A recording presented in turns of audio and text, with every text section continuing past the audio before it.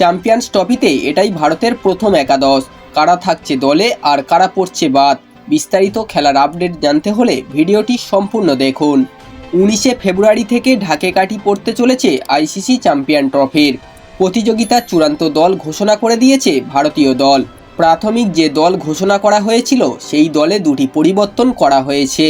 চোটের কারণে champion trophy থেকে ছিটকে গিয়েছেন তারকা পেসার জসপ্রীত বুমরা। সেই জায়গায় দলে নেওয়া হয়েছে হর্ষিত রানাকে। আর যশস্বী জাসওয়ালের জায়গায় দলে নেওয়া হয়েছে বরুণ চক্রবর্তীকে। ব্যাটিং বিভাগে খুব একটা বড় চমক নেই। রোহিত কোহলি, গিল, রাহুল, পন্থরা সুযোগ পেয়েছেন। অলরাউন্ডার হিসাবে দলে রয়েছে একাধিক অপশান।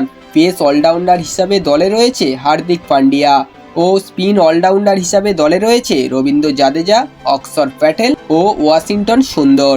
চ্যাম্পিয়ন্স ট্রফির ভারতীয় দলে স্পেশালিস্ট স্পিনার হিসাবে দলে রয়েছেন কুলদীপ যাদব ও বরুণ চক্রবর্তী।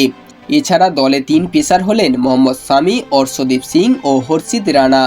এমন দলে ভারতের প্রথম একাদশ কেমন হবে তা নিয়ে এখন থেকেই শুরু হয়েছে জল্পনা। প্রথম একাদশ বাছতে গিয়ে হিমশিম খেতে হবে গৌতম গম্ভীর, রোহিত শর্মাদের। রিজার্ভ বেঞ্চে থাকতে হবে একাধিক তারকাকে। চলুন এক ঝলকে দেখে নেওয়া যাক চ্যাম্পিয়ন ট্রফিতে ভারতের সম্ভাব্য একাদশ।